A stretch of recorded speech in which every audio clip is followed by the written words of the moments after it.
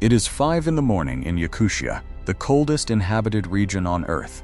Outside, the air is 50 degrees Celsius, cold enough that if you breathe out too fast, the moisture in your breath falls to the ground as a faint hiss of ice crystals. And on a road with no gas stations, no towns, and no rescue for hundreds of kilometers, one man is climbing into a truck he never fully turned off.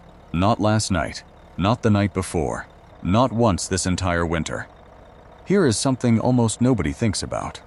In most of the world, you switch your engine off to save fuel. In Yakutia, switching it off can kill you.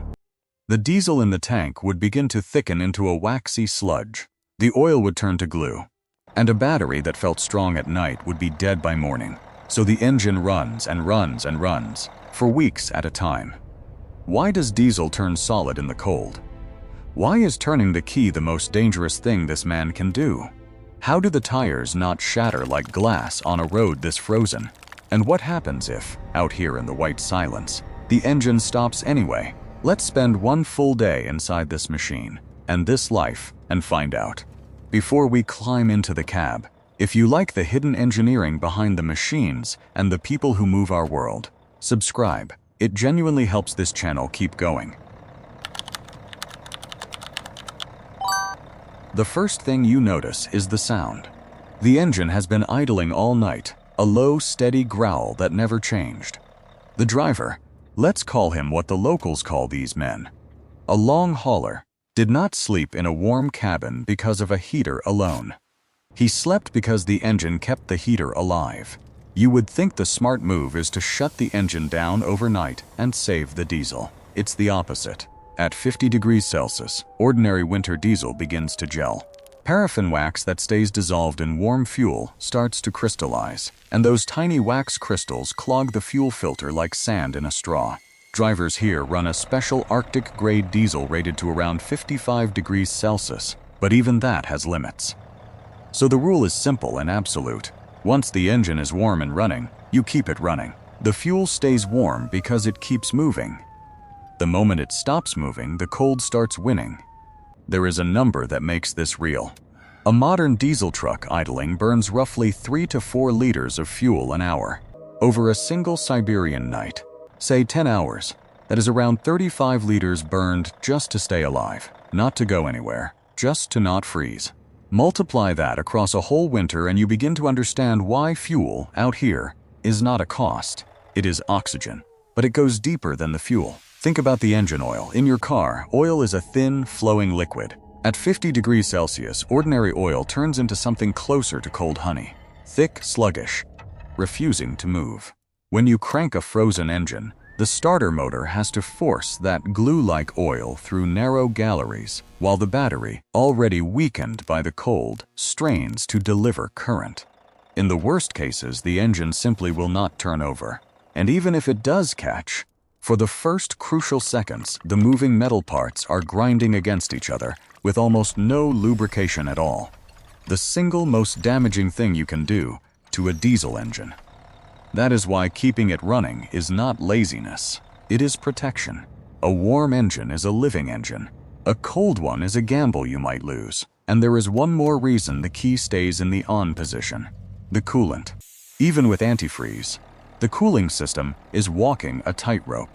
Let the engine cool too far and the block itself can be damaged as trapped water expands into ice. So the man in the cab is not just keeping himself warm. He is keeping the whole machine in a fragile band of survivable temperature, one that the moment he stops, begins to slip away. Now the driver does his walk around, and this is where the cold shows its first teeth. He carries a heavy mitten in one hand and works barehanded for the delicate parts. And he switches between them every 30 seconds, because bare skin at 50 degrees Celsius begins to freeze in about 2 minutes. He checks the fuel lines for frost. He listens to the tone of the engine. He kicks each tire, not for show, but to hear it. And here is the first strange thing about the rubber under this truck. In the cold, tires do not stay round. Park a truck for too long and the section of tire touching the ground freezes into a flat spot, hard as stone. When the truck first rolls, you feel it. A thud, thud, thud, like driving on square wheels. until the tires slowly warm and reshape. Rubber that is soft and grippy at home becomes brittle here. Hit a frozen pothole too hard and a tire can crack rather than flex, so the first kilometers are driven gently, letting the whole machine wake up before asking anything of it. The sun barely lifts above the horizon. In deep winter, Yakutia gets only a few hours of weak, slanting daylight. The road ahead is not asphalt. It is a zimnik, a winter road, and much of it is built on top of frozen rivers and lakes. That's right, the road is the ice itself. Trucks drive across water that, in summer, would swallow them whole. Here is where it gets counterintuitive. On an ice road, going faster is often more dangerous, not because of skidding, but because of waves. A heavy truck moving across floating ice pushes a pressure wave through the water beneath it, a slow ripple you cannot see. Drive too fast, and that wave can build and crack the ice ahead of you or behind you. So there are strict speed limits on ice crossings, sometimes as low as 10 or 20 kilometers per hour. On the most dangerous crossings, doors are unlatched and seatbelts come off, so that if the ice gives way, the driver can get out before the cab goes under. Think about that for a moment. The safety rule here is the exact opposite of everything you were taught. Unbuckle, because the water is not the thing that kills you fastest. The cab sinking with you trapped inside is. There is another rule on these ice crossings that surprises everyone. Keep your distance. Trucks do not cross together. They go one at a time, sometimes with hundreds of meters between them, because two heavy vehicles on the same slab of ice double the load and double the pressure wave underneath. The ice road engineers who build these routes measure the thickness constantly. As a rough guide, it takes around 30 centimeters of solid, clear ice to carry a light vehicle, and far more for a fully loaded truck. Early and late in the season, when the ice is still thin or beginning to rot, a single crossing can be a calculated bet with a man's life as the stake. Drivers learn to read the ice by its color. Clear blue-black ice is the strongest, while white, milky ice full of trapped air bubbles is weaker and treated with suspicion. Out here, you don't just drive the road, you read it, meter by meter, the way earlier generations read the weather before a storm. By now you'd assume the enemy is obvious. The cold, biting at the man. It isn't. The cold does not attack the driver first. It attacks the systems around him quietly where he can't see. Metal contracts. Bolts that were snug in a warehouse now sit in joints that have shrunk, and gaps open where there were none. Grease in the wheel bearings thickens toward the consistency of cold candle wax. Rubber seals harden and lose their spring, so they no longer seal. And tiny leaks appear in brake lines and air systems. Electrical insulation stiffens and can crack. And the battery, chemically, simply works worse when it's this cold. A fully charged battery can lose more than half its usable power at 50 degrees Celsius. This is the truth every experienced driver knows. At 50 degrees Celsius, discomfort is not the danger. Failure you can't see until it's too late. That is the danger. A slow air leak in the brakes. A fuel line quietly gelling. A crack you didn't hear. The cold is patient. It doesn't need to win fast. It only needs the man to miss one small thing. Big trucks don't stop with fluid like your car. They use compressed air. And compressed air out here carries a hidden passenger. Moisture. Even a trace of water vapor in the airlines will freeze at these temperatures. And ice inside a brake line can block it, or freeze a valve open or shut. A frozen brake can lock a wheel.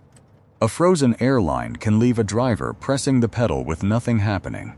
So the trucks carry air dryers and alcohol-based additives to pull moisture out of the system before it can freeze. And drivers fan the brakes, pumping them gently now and then to keep them working and warm, rather than trusting they'll simply be there when needed. On a downhill grade of packed snow, a driver plans his stop hundreds of meters early.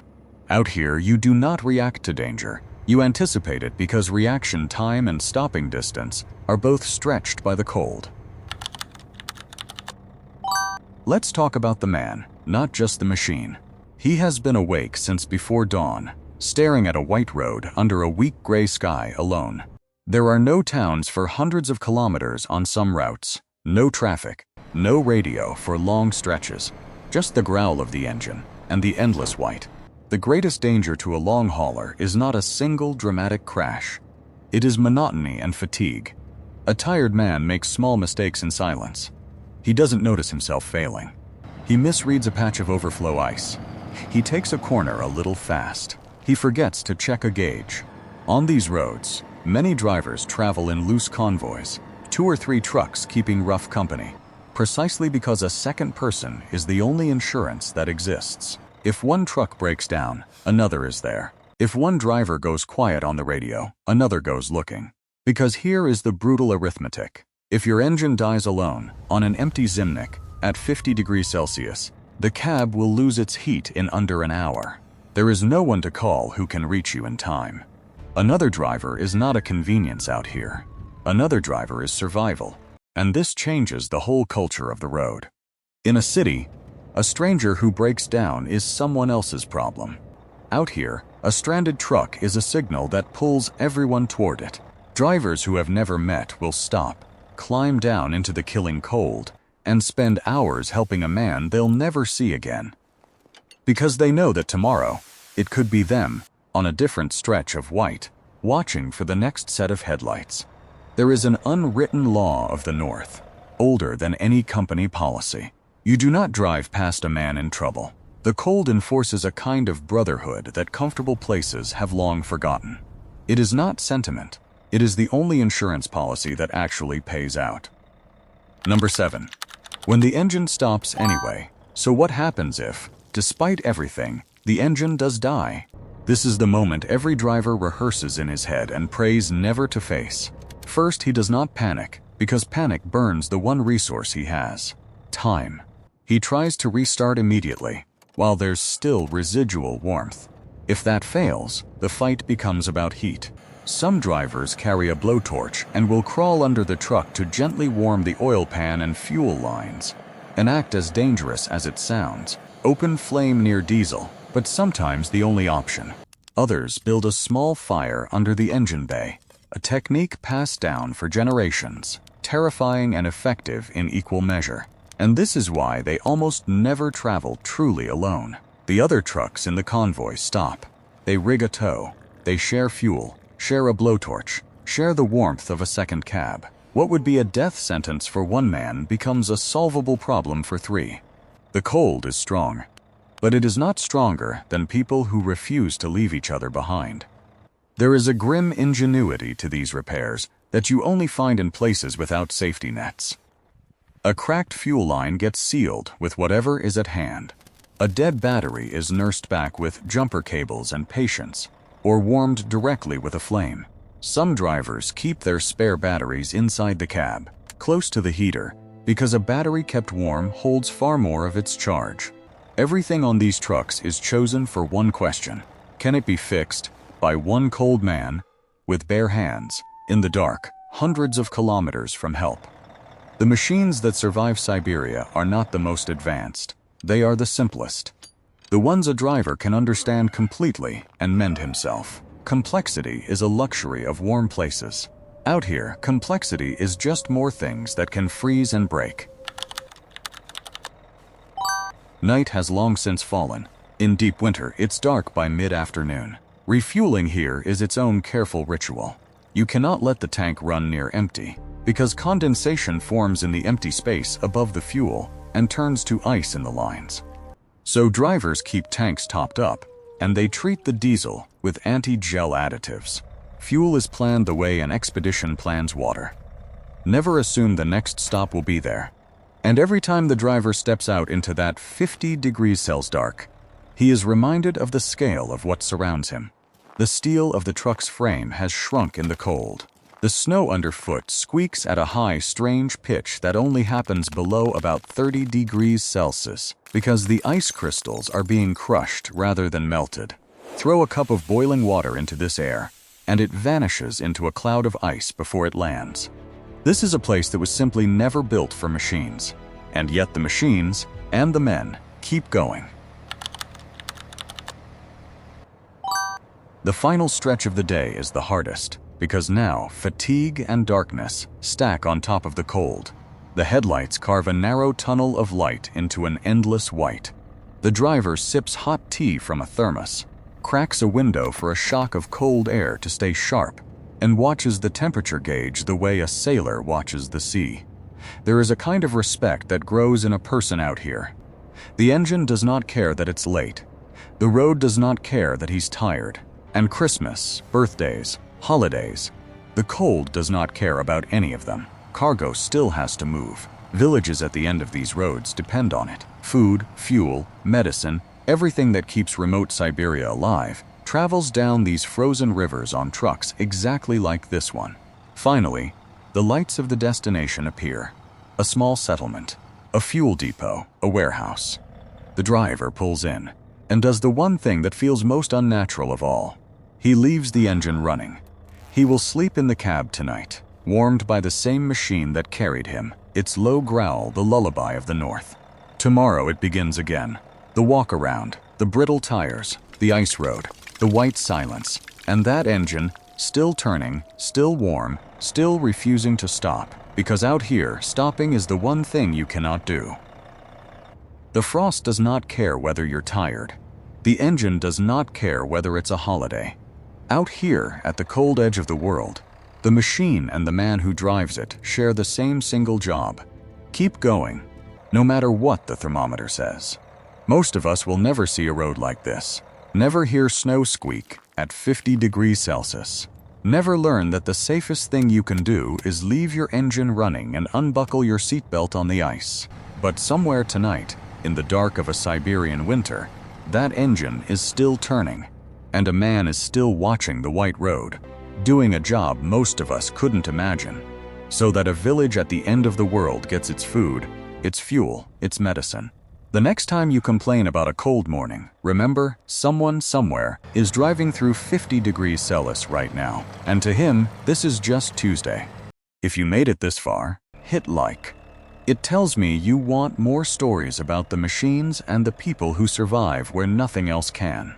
And tell me in the comments, could you do this job? One winter alone at 50 degrees Celsius? I read every reply.